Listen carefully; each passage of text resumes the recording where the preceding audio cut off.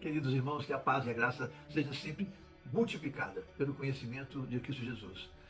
Vejam que lá em Hebreus 1,14, nos foi dado a saber que os anjos são espíritos ministradores, enviados para serviço a favor daqueles que hão de herdar a salvação. E este é o nosso assunto de hoje.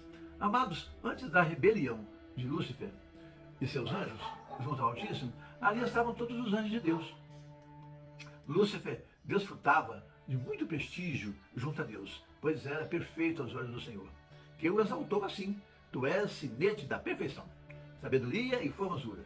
Tudo conforme está lá em Ezequiel 28, de 11 a 19. Mas o sucesso lhe subiu a cabeça.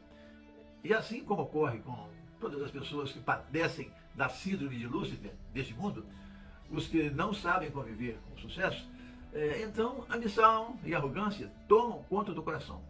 E se tornando altivos e rebeldes, são punidos, conforme está lá em Isaías 14, de 12 a 15. Como caíste do céu, estrela da manhã, filho da alva? Pois dizia: subirei acima das estrelas de Deus, e lá exaltarei o meu trono, e serei semelhante ao Altíssimo. Contudo, serás precipitado para o reino dos mortos, no mais profundo dos abismos. Também, conforme está lá em Apocalipse 12, de 7 a 9, arcanjo Miguel, o guerreiro, com seus anjos, vence o diabo, que se chama Satanás, e o atira do céu para a terra, e com ele os seus anjos seguidores. Assim, esses anjos caídos criaram, conforme Efésios 6, 12, principados que, geopoliticamente, influenciam governantes e nações, provocando guerras e também criando as potestades que agem diretamente na mente das pessoas, subjugando-as com modas, sensualidades, perversões sexuais, idolatrias, vícios e ódio. Todavia, o mal é usado para o aperfeiçoamento dos santos, tal como o fogo é necessário para se depurar o ouro refinado, conforme 1 Pedro 6, 1 Pedro 1, de 6 a 7. E Apocalipse 3, 18. Entretanto, em oposição ao mal, quanto aos anjos bons que permaneceram fiel a Deus, estes foram constituídos, conforme Hebreus 1, 14, como anjos que são espíritos ministradores, enviados para serviço a favor dos que hão de herdar a salvação. Nas Escrituras Sagradas, incluindo livros que não constam da Bíblia protestante, há pelo menos 7 anjos denominados com funções e papéis distintos, dentre os quais Azrael, que no judaísmo e no islamismo é o anjo da morte, que Deus eventualmente usa para conter o mal, como usou lá na 10ª praga lançada ao Egito.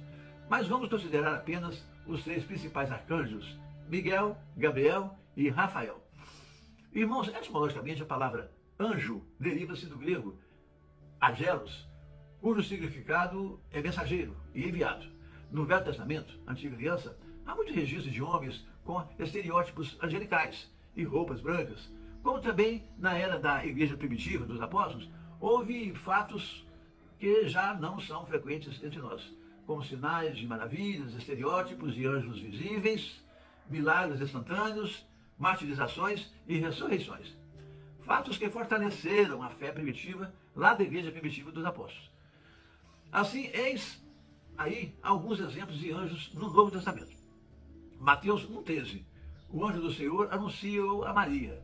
Mateus 18,10. Não desprezem os pequeninos, pois os anjos deles, nos céus, estão sempre vendo. Mateus 24,31. Deus enviará anjos que ajuntarão seus escolhidos. Mateus 28, de 2 a 5. O anjo do Senhor removeu a porta do sepulcro e disse às mulheres: não temais, pois sei que buscam Jesus, o que foi crucificado. Em Marcos 1,13, esteve o Senhor no deserto, tentado por Satanás entre feras, e os anjos o serviam. Atos 8,26, um anjo falou a Filipe: desça de Jerusalém a Gaza, onde ele encontrou o etíope, eunuco, a quem Filipe anunciou o evangelho.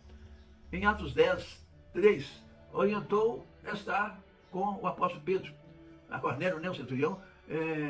Então foi assim. Em Atos 12:7, Pedro, preso por ordem de Herodes, todavia um anjo do Senhor o soltou e o conduziu para fora da prisão. Em Atos 27:23, um anjo prenuncia a Paulo sobre o naufrágio do navio carregado que o levava para Roma. Em 2 Coríntios 11:14, Satanás se transforma em anjo de luz. 1 Pedro 1:12, Pedro fala de revelações que temos pelo Espírito Santo que nem os anjos sabem. Fato é que não mais com aparências angelicais, mas sempre com o fito de ajudar os herdeiros da salvação, os anjos nos socorrem, conforme Apocalipse 12, 7. Miguel e seus anjos batalhavam contra Satanás. Entre nós, o arcanjo Miguel combate as forças do mal como defensor do povo de Deus. Ele é responsável por conduzir almas justas ao céu. É sempre imaginado vestido com armaduras por ser usado por Deus para vencer demônios. Gabriel, por sua vez, nos anima, solucionando problemas graves e pendências, geralmente com boas notícias, conforme anunciou a Zacarias sobre o nascimento de seu filho João Batista, conforme está lá em Lucas, 1, de 19 a 26. Eu sou Gabriel, que assisto diante de Deus, como também anunciou a Maria quanto a Cristo Jesus. Rafael, todavia, como o anjo da cura, conforme o livro de Tobias, viajou disfarçado em Azarias para curar a cegueira de Tobit, pai de Tobias. Assim, o arcanjo Rafael se disfarça de pessoas para curar em nome de Deus, que na tradição católica é o padroeiro dos médicos entre os homens, que curam expressando misericórdia. Hoje, entre nós, percebemos que os arcanjos Miguel, Gabriel e Rafael vivem, respectivamente, nos defendendo de demônios, nos animando com soluções de problemas e boas notícias, e também nas curas, como anjos ministros de Deus para nos socorrerem em nossa luta pela nossa salvação, conforme Hebreus 1,14. Mas já não se manifestam com roupas resplandecentes, mas sim usando pessoas que não são anjos aparentes, porém que agem como tais, como Miguel, que expulsa demônios do nosso meio, também podem se manifestar como Gabriel, para nos consolar, solucionando problemas e nos dando boas notícias. Entretanto, Cristo Jesus pode também usar o anjo Rafael, que se disfarça em médicos para realizar curas difíceis. Irmãos, falo por mim mesmo, mas também creio que você pode testemunhar que alguém, num determinado momento da sua vida, num momento complicado, surgiu como um anjo para lhe ajudar. Vejam que, conforme Hebreus 13, 2, não deixe de receber bem aqueles que vêm à sua casa, pois alguns hospedaram os anjos sem saber. Amados, o Evangelho do Reino dos Céus nos deixa claro que estamos vivendo numa era totalmente espiritual, em que, embora não sejamos anjos, mas em Cristo Jesus agimos como tais entre nós, conforme 1 Tessalonicenses 5,11.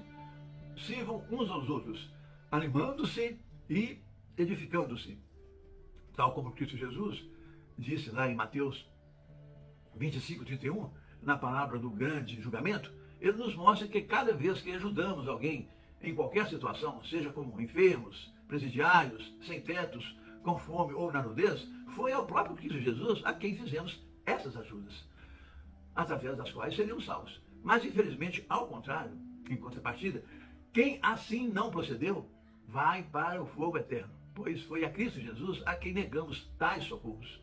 Irmãos, concluindo, vimos muita coisa sobre anjos e arcanjos para meditarmos, mas uma coisa é certa: não vamos dirigir nossas orações diretamente aos anjos, usando imagem de Miguel em seu quarto, como fazem os católicos, pois todos estão sujeitos sob domínio e debaixo de ordens de Cristo Jesus, a quem se sujeitam todas as coisas, conforme está lá em 1 Pedro 3:22.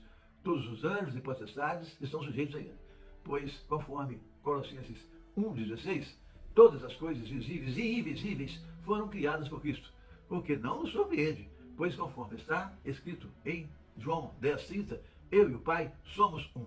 Irmãos, meditem e repassem o vídeo. E até o próximo encontro.